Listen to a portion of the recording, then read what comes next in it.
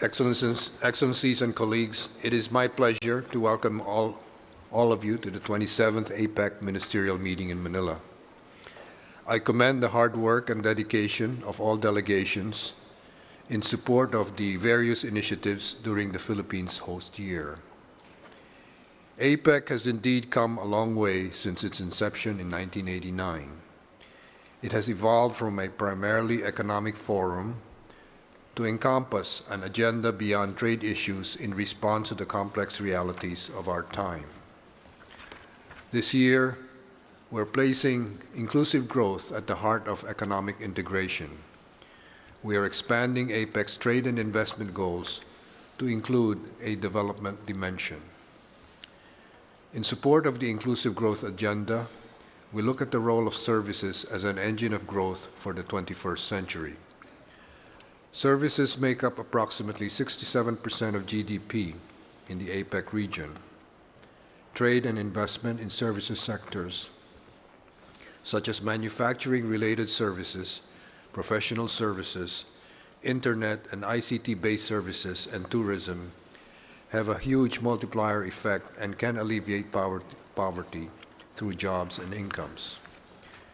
In fact, in 2012, every 1 million of services exports generated 104.8 jobs, while the equivalent value of goods exports generated only 59 jobs, or slightly more than half.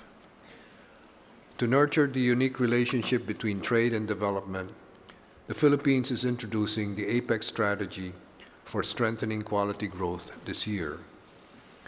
This initiative builds on the growth strategy and aims to further give traction to its 5 attributes: balanced, innovative, secure, inclusive, and sustainable. We see good governance measures as one of the key ways to achieve quality economic growth. At the same time, the APEC strategy for strengthening quality growth aligns itself with the UN's Sustainable Development Goals. The APEC strategy for strengthening quality growth reaffirms and aligns APEC's 2010 APEC Leaders Growth Strategy with the UN Sustainable Development Goals and builds on it by instituting 3 key accountability areas: 1, institution building; 2, social cohesion; and 3, environmental impact. As we present the culmination of this year's work to our leaders, I look forward to a robust exchange of ideas with you on how we can move this APEC agenda forward. At this point, I would like to invite Secretary Domingo to give his opening remarks. Thank you, Secretary Del Rosario. Good afternoon to everyone and welcome to the Philippines. It's more fun in the Philippines, but it's up to you to discover how. I am particularly pleased to welcome ministers, vice ministers, and senior officials, all of whom have traveled long distances to be present with us this week. Our meeting marks the end of a consultative, intensive, and inclusive process before our leaders gather in a few days. Your delegations have put in a great deal of hard work throughout the year.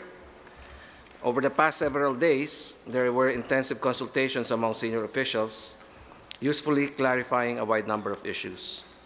We are pleased that we are within agreement to deliver a full set of deliverables for our leaders.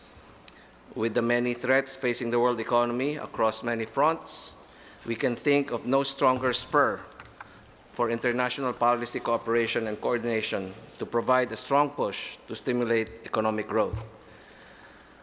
We already agreed in May that micro, small, and medium enterprises, MSMEs or MISMEs, are an important force in economic activity, growth, job creation, community resilience, and innovation.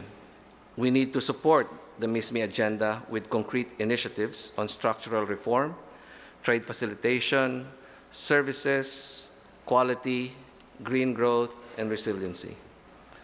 Through our meeting, we hope everyone will join in reaffirming our shared commitment as embodied in our Leaders' Declaration during the first hosting of APEC in Manila in 1996. Together, we will work to sustain economic growth, increase employment, and regional stability through growth-oriented policies, the broadest participation in the regional and global economy, and an environment of stability and security. Thank you very much.